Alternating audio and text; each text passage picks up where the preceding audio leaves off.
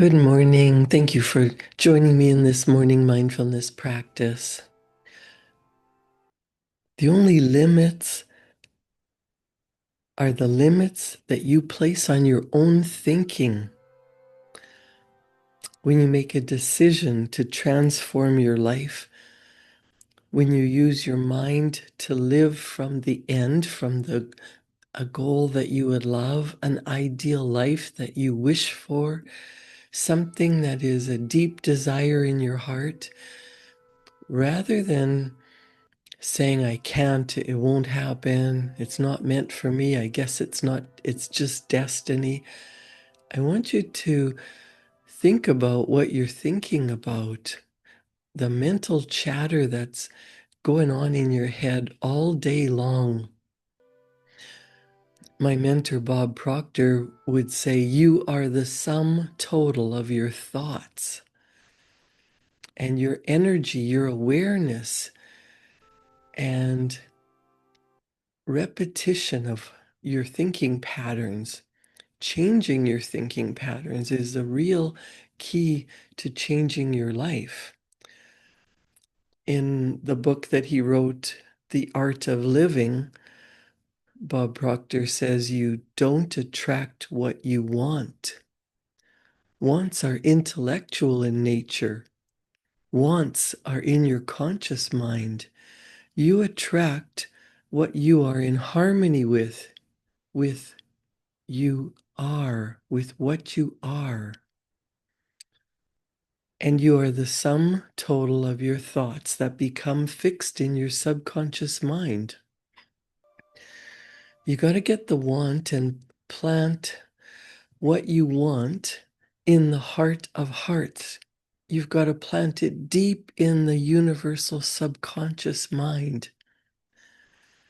That will then dictate the vibration you're in, and you can only attract energy to you that's in harmonious vibration with you. He taught that levels of vibration are called frequencies. Our mind and body function on frequencies. Just like your radio, it can only receive from the frequency it is operating on. If you are disturbed, if you are letting things bother you, if you're letting financials bother you, I can guarantee, as sure as it's going to get dark outside tonight, you're going to attract more problems. You can only attract what you're in harmony with. Well, how do you change that? You change it through awareness. It's like when you're a little kid in school and the teacher's trying to teach you a new mathematical equation when you've just learned how to multiply, and then they throw fractions at you. You not only multiply the number, they put a line under the number and a number under the line, and then they put these stacked numbers next to each other and tell you to multiply them. Of course you don't know what you're doing. The teacher shows you on the blackboard, but you didn't get it. So the teacher comes over to you and she does the equation. But you still don't get it because you're so nervous. She asks if you're paying attention, and then she asks you to do it. And you say, I don't know how. The teacher says, I just showed you. And you repeat, I don't know how. The teacher says, well, pay attention. Watch what I'm showing you. You see, you weren't listening. You hear with your ears, but you listen with your emotions.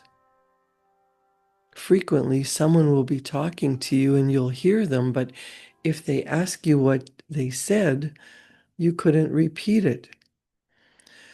You must let yourself become emotionally involved with what they're saying. So now you listen as the teacher goes through it again, and finally you say, now I see. And away you go. Awareness kicks in. You understand. You must develop awareness. And awareness must have a foundation. Understanding is your foundation. That is precisely why King Solomon centuries ago said, "With all thy getting, get understanding." Now let's really think. Bob Proctor writes, "The results you're getting are an expression of your level of awareness." If you let this fall into place in your mind, I think you're going to find that your awareness is blocked by what he calls paradigms, old conditioning that blocks the awareness. A paradigm is a multitude of habits, a multitude of, it's a sum total of what you think, what you do, what you've been acting, what you believe, the habitual way that your mind just goes straight to a repeating loop. And you've got to change that conditioning. Imagine if your awareness expanded just a little bit. What if you expanded your awareness that you are an infinite divine spark of energy? You've been gifted with an intellect, and you are living in a physical body. You are the embodiment of that divine energy. What if you believed you could do anything that you decided you were going to do? Imagine what results you would allow into your life, what you would really prefer to happen. Just imagine if you became aware that you have infinite potential and there are infinite possibilities, and you could just decide. You could go to the universal store and pick out whatever you want. If that's all you did, you could multiply your results. It's important to understand this to expand your level of conscious awareness. And that's all we're doing here, is expanding your level of awareness in different areas. You eliminate the darkness when you turn on the light. You don't fight against the dark. Bob Proctor says, "Let there be light. Let there be a higher level of conscious awareness." He would tell people all the time, a person doesn't earn $100,000 a year because they want to earn $100,000 a year. They earn $100,000 a year because they're not aware of how to earn $100,000 a month. When they become aware of how to earn $100,000 a month, they're not going to go back and settle for $100,000 a year. Let there be light.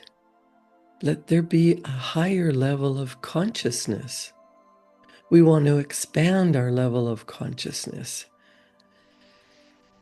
Like Maya Angelou said, do the best you can until you know better. Then when you know better, do better. Why are people struggling? They don't want to struggle. They're struggling because they're not aware of how to eliminate the struggle. How do you expand your level of awareness?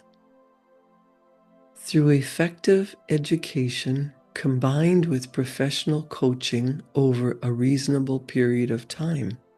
You alter the conditioning and expand your level of awareness. Expanding your awareness is simply putting a bigger idea in the place of a smaller idea. Each time you do that, you become more aware of how it's done.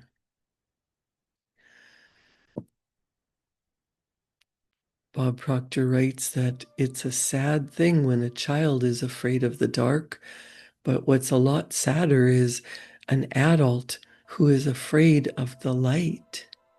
Some people are afraid of waking up. They're so comfortable where they are, so afraid to leave a bad situation because they're worried about things getting worse. They're more afraid of being on their own than they are of being with someone who is the wrong person in their life. They're so afraid of leaving a decent paying job because they're worried about the worst that could happen rather than going after what they really want. It's the consciousness that's doing that. If you don't shift your consciousness, you can't make a permanent change. You can't attract what you really want. Everything that you are seeking is seeking you. When I first read that, I didn't understand it. Everything we are seeking is seeking us. Awareness is the name of the game. So we're going to become aware of certain things about ourselves.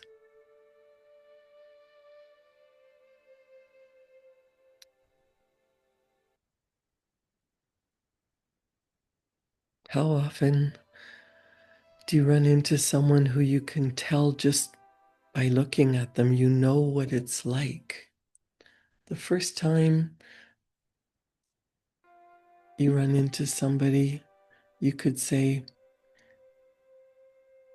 you might read their personality.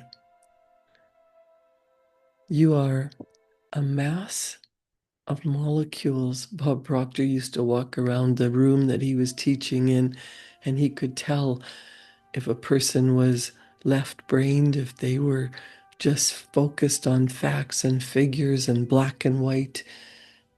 He could tell if a person was stubborn, decisive.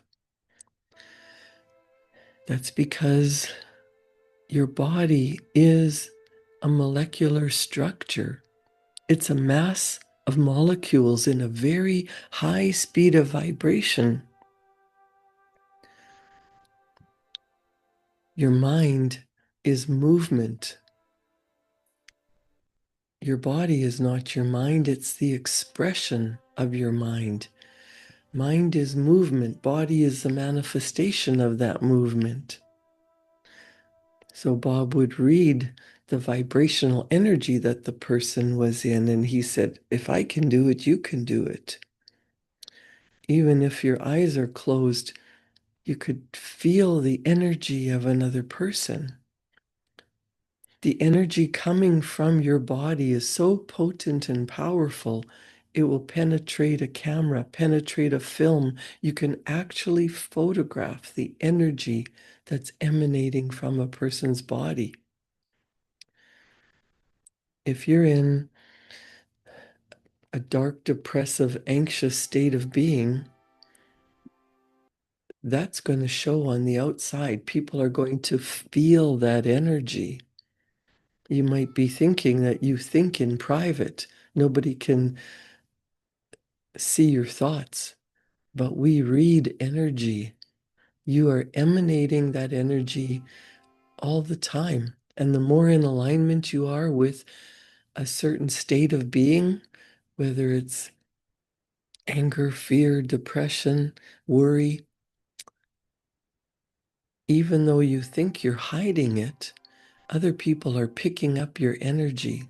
You might not understand what's going on, but we're constantly reading each other's energy. As you change the image in your mind, the density and the color of the energy will change. Semyon Kurlin, a Russian photographer, perfected a form of photography where you can photograph a mass of energy. You can photograph something and you can see the energy coming from it. So as a person changes the images in their mind, the density and the color of the image will change. You can cause a person's energy to change by you changing your energy.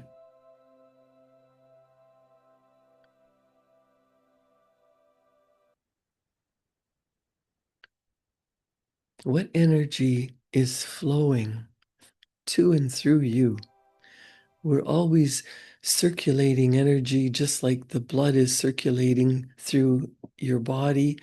Energy is circulating through every molecule, every atom, every cell of your being.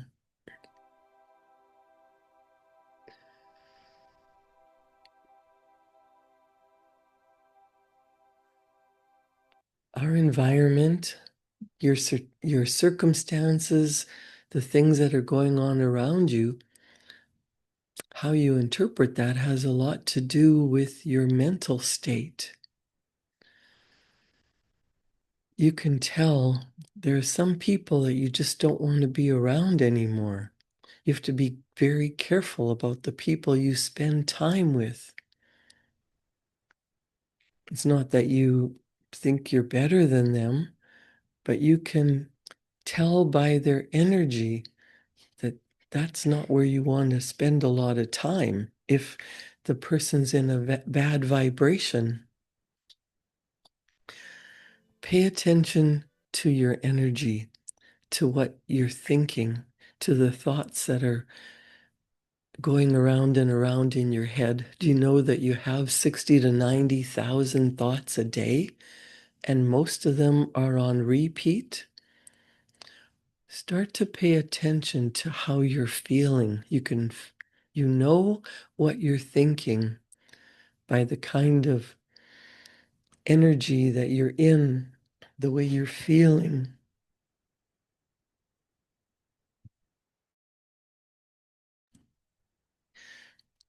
I want you to take a deep breath in and relax your body. Open up your mind and think about something that you really want. Do you want to be in a peaceful, loving environment? Do you want to do something that is so big and audacious and fun and something that you're in love with, but maybe it scares you because it's so big and you have no idea how you're going to be able to do it?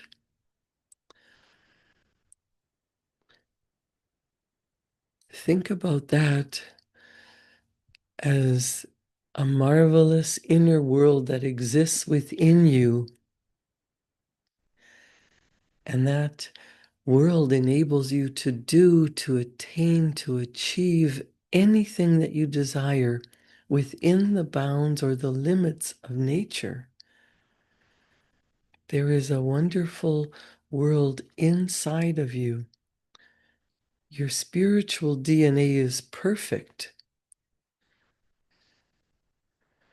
It's important that you understand that there is perfection within you. It doesn't have to be changed.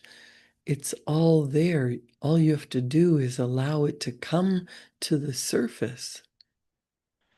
When you stretch and go for something you really love that is beyond what you think you can do, you'll find that you can perform a whole lot better than you used to think you could. You become aware that there is the ability within you that you previously failed to recognize. Science and theology teach us that all the power that ever was is present in all places at the same time. It doesn't matter if you say universal intelligence, God, your higher self. All the knowledge there ever was or ever will be is 100% evenly present in all places at the same time. That's a big idea. Nothing is created or destroyed. Everything is made from the same thing: spirit, energy. Ask yourself, where do ideas come from? Where did the idea for your cell phone come from? Where did your idea come from of something that you desire? Maybe a peaceful life living in luxury and being a philanthropist to give money to causes that are dear to your heart. Or starting your own business and you don't know how. Having the love of your life,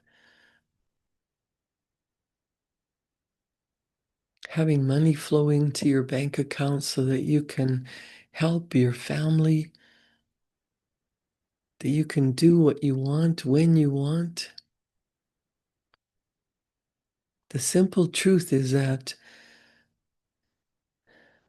you activate your imagination and originated the idea from a power that is continually flowing to and through you, to and through each one of us. The person who invented the cell phone invented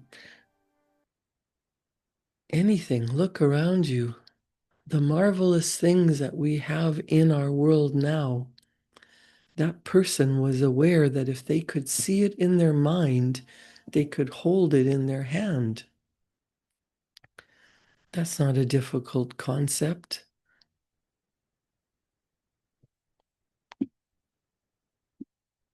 Think about the home that you live in.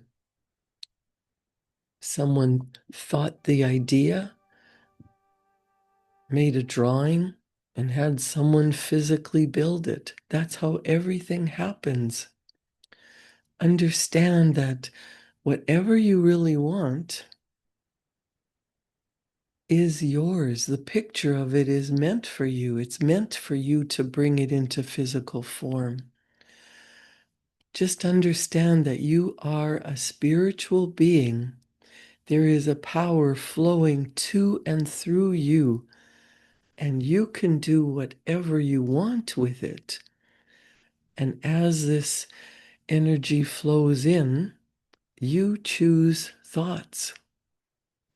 As you internalize those thoughts, you alter the vibratory rate of your physical body.